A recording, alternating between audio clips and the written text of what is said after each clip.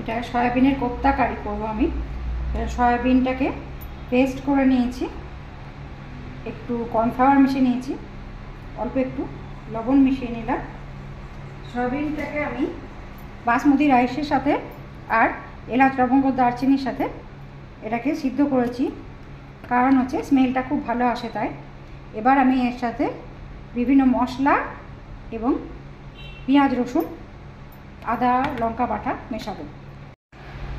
এখানে জিরে ধনে দই টক দই আর লাল লঙ্কা গুঁড়ো আর মানে ঝাল লাল লঙ্কা গুঁড়ো আর কাশ্মীরি লঙ্কা গুঁড়ো দুটো একসঙ্গে সবগুলো মেশানো আছে।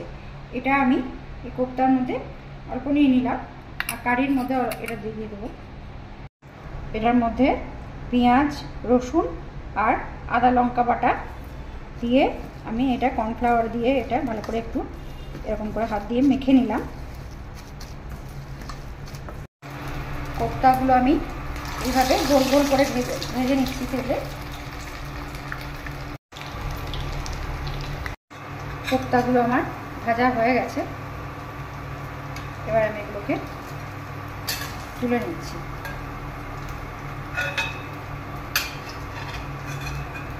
এখানে তেল আর ঘি মিশিয়ে আমি দিয়ে দিয়েছি কড়াইয়ে।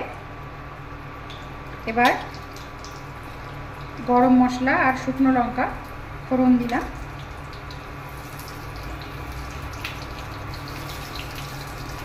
ফোড়নটা একটু ভাজা ভাজা হয়ে গেলে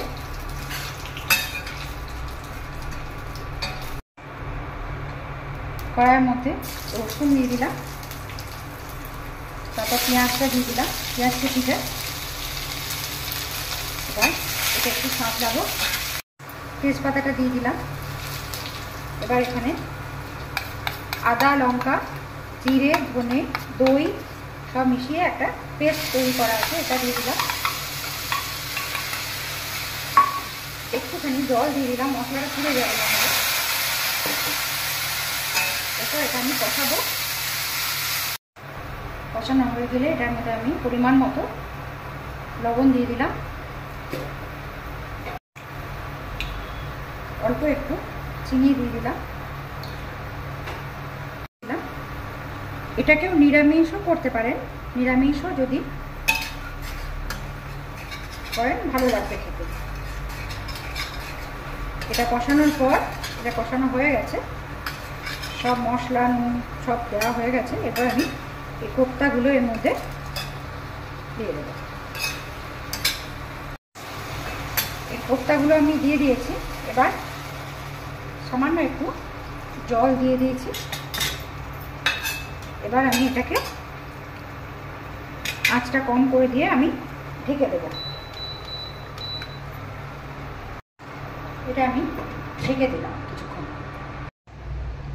এটা খুলে আমি ইন্ডাকশনটা বন্ধ করে দিয়েছি। এটা আমার হয়ে গেছে। এর উপরে আমি একটু মিষ্টি আর একটু ভাজা মশলা ছড়িয়ে দিলাম। ভাজা মশলা আমার করা থাকে সেটা ছড়িয়ে দিলাম।